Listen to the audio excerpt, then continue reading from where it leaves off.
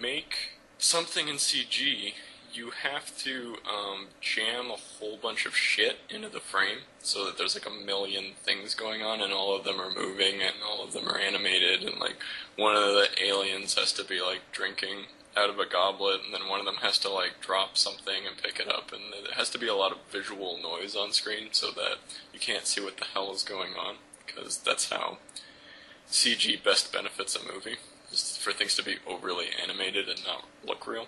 Yeah.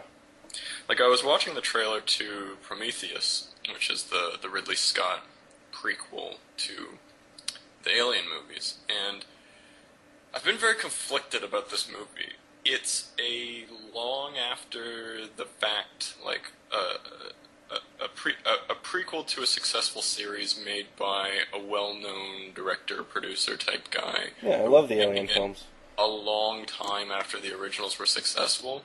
In recent history, those haven't gone down well. I don't know if you've heard of these popular sci-fi movies from the late 70s, early 80s called The Star Wars, or these various other remakes. Remember how they made that very necessary sequel to the movie Tron? That was really good. Yeah, I mean, the Terminator films, there's less of a divide time-wise between them, but still, they haven't been good movies. Well, Terminator I give a pass, because the third one wasn't very good. The third one is really kind of their jump the shark movie. That's probably not the right term, but I don't think anyone's really popularized a term for this idea of, like, sequels that are way after original movies that are, like, really desperate cash-ins, but I think that's the term right there. That's the term right there, but it's kind of, it's a little inelegant. It's not, you know, a thing you can put on a shirt in 2 words. It would have to be an ironic shirt that had a lot of words on it, and the joke is that there's a lot of words on the shirt. But Terminator 4, or whatever the fuck it was called, I'm sure it wasn't called Terminator 4 because... Terminator Salvation. Once you start making sequels that long after the original, you have to give it a subtitle instead so that you don't get, you know, embarrassed about, oh, we're making Terminator 4. And it had Helena Bonham Carter, which is like the kiss of death. Yes. That movie was okay. That was a perfectly fine movie. It just didn't live up to the expectations of Terminator 2, which is one of the best sequels ever made to any movie ever. So it's... I give that a pass because it's like, how good could that movie really be?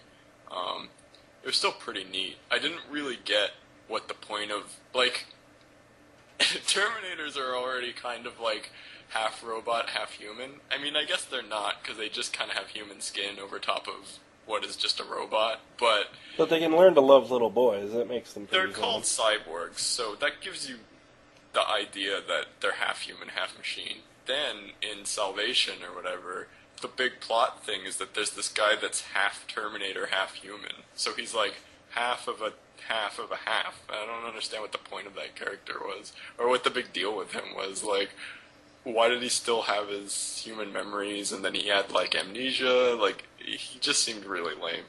He seemed like he was like every writer's cliche ever for a main character in a science fiction thing.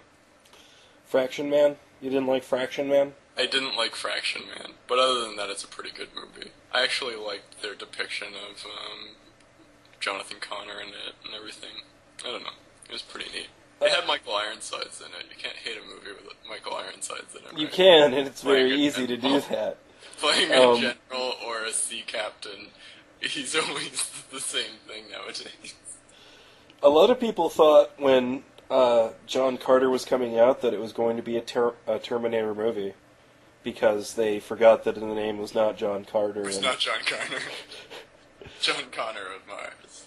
Here's one of the other things that I wanted to bring up really quick. One of the reasons that Disney changed the name from John Carter of Mars to John Carter was that we were simultaneously coming out with a film called Mars Needs Moms, which is just an animated kids film, which was also a tremendous box office flop.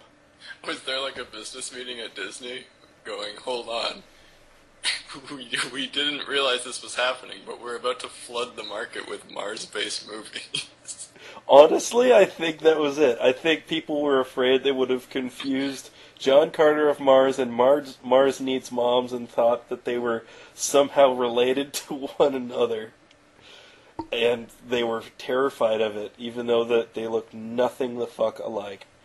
Don't name your movie after the main character in your movie if he has a totally uninteresting name, and if his name describes nothing about the movie when you're making a sci-fi epic. Yes. Like, John Carter's a perfectly fine name for, like, a Coen Brothers movie about a guy who lives in a small town and is the sheriff who is named John Carter. It's not a good movie for a sci-fi epic where a Civil War veteran goes to Mars and becomes a superhero there. It's a terrible, terrible name. You know what's a good sci-fi movie name? Cowboys versus Aliens. Because I get into that theater and I fucking know what I'm going to fucking see. You think that's a good name? I thought maybe that was kind of a bad name. It was a terrible name, but it was a clear fucking name. It was too campy for the film, but if they'd called it anything else, it would have been terrible. Like, I don't know. Like, people would have just called it the Cowboys versus Aliens movie. I feel like that movie needed to try harder in its trailers and in its overall marketing to present itself as not being a tongue-in-cheek movie, and that it was actually just a serious sci-fi movie. Well, that's impossible. That take place in cowboy days. I think it could have pulled that off. That would have been impossible given the name that it had. It's got good action good action scenes, and it's got like Harrison Ford in it and stuff. Yeah. But it really could have used a name like, I don't know, A Stranger Comes to Town, or The Strangers Come to Town, or something like that. Like something a little cleverer that was more kind of, I don't know. And then just really played it up in the trailers that there's like UFOs shooting lasers at people and stuff. Those varmints? It was a good movie. It was a surprisingly good movie. Yeah, I mean, I didn't want to talk about the movie. I'm not going to talk about Cowboys versus Aliens. I refuse. But back to Prometheus, just for a second. The whole thing with Prometheus is that I'm really conflicted. I'm really conflicted with that movie. It puts up a lot of red flags of Star Wars prequels-esque potential shittiness, but it seems to do a lot of things wrong that the original Alien and Aliens movies did right. And at the same time, it still looks kind of interesting. I mean, Ridley Scott's a good director and everything, so I trust him to make a good movie, but it's just, I don't know, any opportunity that movie has to piss me off, it's been doing it so far. The original Alien, I don't know how many people even really remember it that well or have watched it recently, but one of the really good, memorable qualities of that movie is how realistic everything looks, especially for its time. It was, like the original Star Wars, one of the first few sci-fi movies where people remembered that look because it made everything look real. Things looked worn and used, and areas on ships looked lived in, and things didn't look all antiseptic and modernist like they did on the old Star Trek and other sci-fi. 2001. 2001: A Space Odyssey. I mean, 2001: A Space Odyssey has a wonderful aesthetic, but it was neat to see stuff like Alien and Star Wars take a completely different approach at it and just make everything look very realistically manufactured and realistically necessary. They based the look of the ship in Alien, like the bridge when they're flying it and everything like that, when they land on the planet. They based all of that on a bomber cockpit, and it shows. You look at it and it looks like a real cockpit. The amount of switches and where the switches are, and the amount of displays and the style of the displays and everything like that. They've got pretty fancy, for the time, computer graphics and stuff like that up on the screens. I mean, it's just all wireframe 3D stuff now, but at the time it was sci-fi looking. And where the commonalities between what we have today or in the late 70s, where those commonalities would have been, they're there and they're present. Everything's not super brightly lit. It looks all dark and kind of, glowy screens like you would expect in some kind of bridge of a floating ship like that.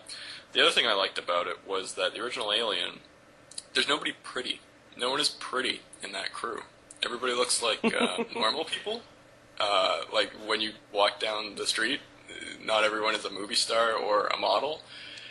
There's a lot of sci-fi movies that are made in lots of different eras, made in the 60s and the 70s, and that they're making today, where I watch the trailer and I go, oh no, look out, models, that space monster's gonna get you.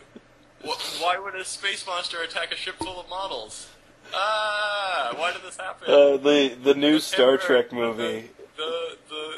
The Star Trek reboot. Everybody's so gorgeous. The immersion and the realisticness of the scenario and the tension immediately dissolved by the fact that nobody looks real in your movie. They look like a bunch of actresses and actors. the old Admiral might look real. Yeah. But that's it. And that's it. He's handsome. He's just old. I'm not saying every movie has to have a bunch of unknowns or character actors cast in every part for it to be good. But when you're making something like a sci-fi horror movie or something like that, it helps a lot to make the movie feel realer and better when not everyone is fucking a main named actress who is in part famous due to her prettiness. There's other people you can cast in movies. The original Alien, what's the name of the main person in that now? I can't even remember. Sigourney Weaver? Sigourney Weaver. She's an attractive person. She's not ugly, but she's the most attractive person in that movie. And Sigourney Weaver, even though she's an attractive person, she's beautiful in her own way, she's not topping beauty lists. No. At any point in her career, she's a pretty acceptably normal-looking person. Yeah. And she's probably the most attractive person in that movie. And it lends a believability to it that I look at Prometheus now, and everybody's too attractive, everybody's too pretty in that movie. I don't believe that crew. They don't look real to me. And it follows from the casting choices, right through to the way that the set design and their equipment design is. Everything in the original Alien looks very plausible for, okay, this is just basically, these are basically just space truckers that are moving a mining rig over to another position. They don't have to have, the most sophisticated equipment, and everything doesn't have to have a million holographic displays and fucking super smooth, super slick looking everything everywhere. They have a lot of stuff that just looks like it does a job and it's designed to do a job, and that's it. No flash. Whereas the new one, they've got these crazy spacesuits that have all these unnecessary lights all over them, and I don't know, everything just looks like a bunch of overly designed bullshit. If it's a prequel, what you're saying is that everything was over-designed, and then sometime in the future everything went utilitarian. Everybody was like, oh, we should make things to do stuff, and then people will buy them for that. Not everything is made by it. I mean, it doesn't make sense in a canonical standpoint. It doesn't. I mean, if you watch the movies in order and the visual style changes that much, that's going to be really jarring. Well, the other thing is, the plot to this one is that it's a crew of scientists that are going on a fancy science mission from some government. So their stuff could be they're wearing iPads, or a little more modern. But when we send a rocket ship to the moon or something like that now, and it's our top scientist going to do a job, the International Space Station looks pretty practical. And it's filled with ugly people.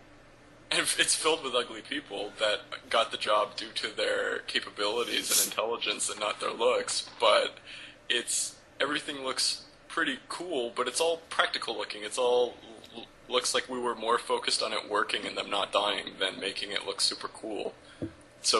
Which is why the space program is dying. Which is why let's be honest here. The reason